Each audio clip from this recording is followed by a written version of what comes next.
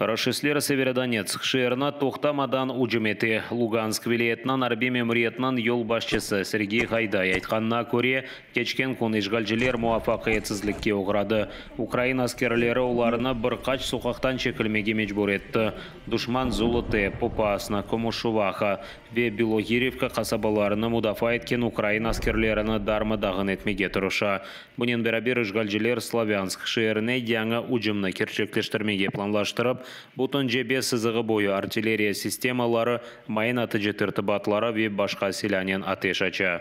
На Бахмутському напрямку ворог веде штурмові дії в населеному пункті Комишуваха з метою взяття під контроль міста. Має частковий успіх. Бої тривають. Вів штурм у напрямках населених пунктів Нагірне та Білогорівка. В результаті завданого вогневого нашими підрозділами ураження відійшов. На Авдіївському, Курахівському, Новопавлівському та Запорізькому напрямках противник активних бойових дій не вів. Кечкен күн Украина аскерлері Донецк ве Луганск yönelişlerinde o ночь душман уджымына урып қайтарды.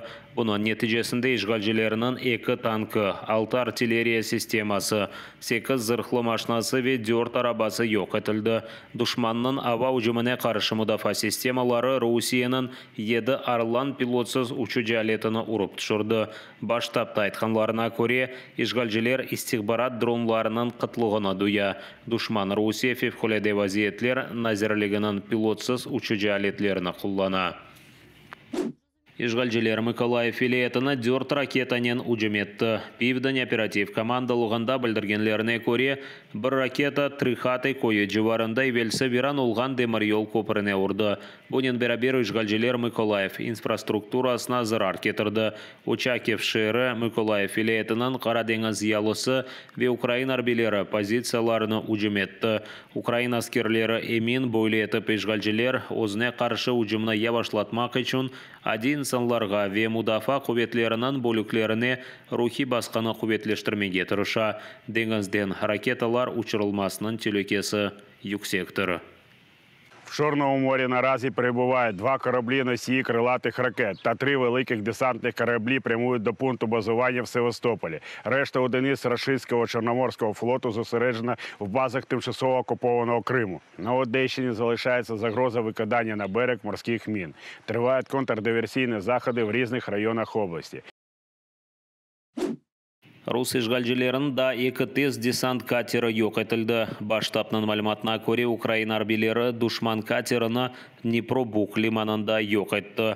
Анда ишгалжилер диверсия истихбарат әрекетлеріні кечмеге емір беклейді. Ишгалжилер евелсі Змеиный адасы янында уджеметілген Араптыр адлы 2 рус катеріні ақиярға алып кетті. Олар зарар көрген катерлеріні тамир етмеге планлаштыра.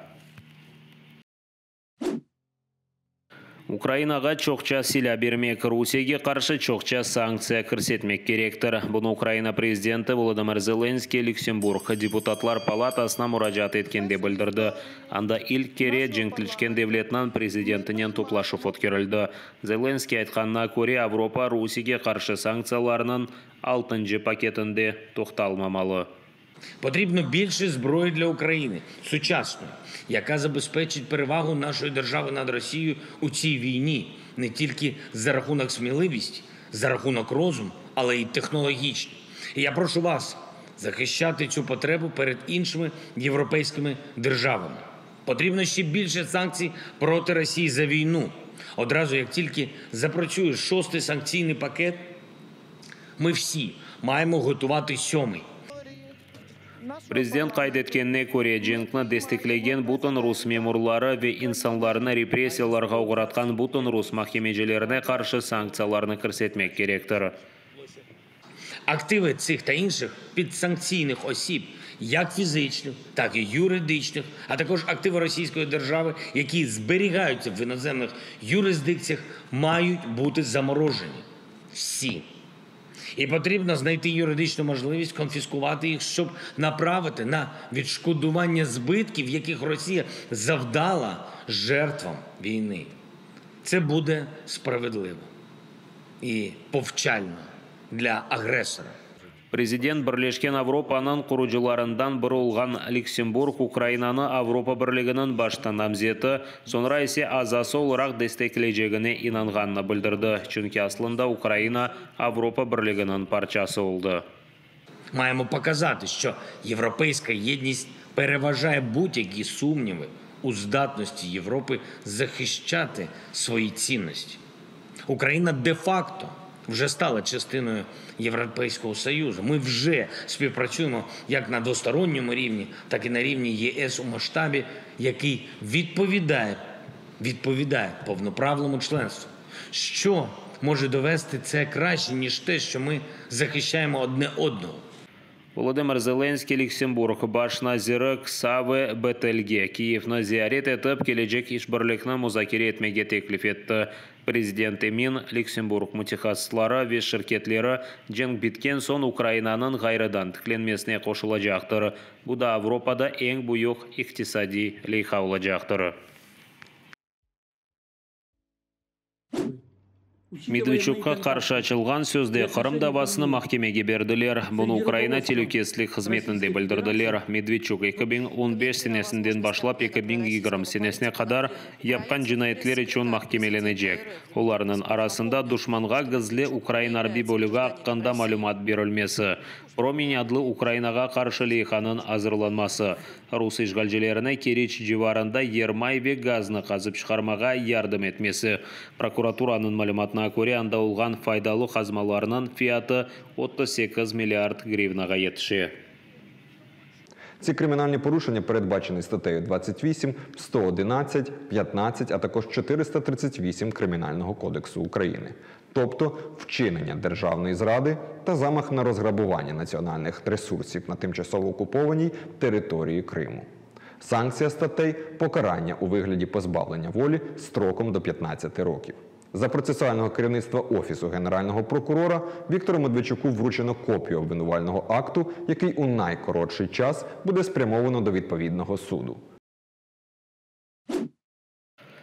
Қырсызланған бұғдайны Қырымдан кечеп шығаралар. Қырым прокуратурасы Рус гемелерінің ишғал етілген территорияларға қанунсыз кіруі ве бұл территориялардан қанунсыз шығуы себебінден жинай дава башлатты. Таққатшылар Русия байрағы алтында гемелер Херсон ве Запорежье вилаетлерінің ишғал етілген территорияларындан қырсызланған Украин бұғдайыны алып шыққанына белгіледі. Эвелсі қырсызланған бұғдай Ақияр ве Керечі деңіз лиманларындан Яқын Шарқ ве Түркияге ташылғаны белі олды. Бұны япмақ үшін ишғалжелер Матрос Пазыныч, Матрос Кошка ве Михаил Нинашев гемелеріні қолланды. Қырым прокуратурасында 2014 сенесі июль айындан башлап Қырым деңіз лиманлары четел гемелері үшін қапалы олғанını хатırlatты.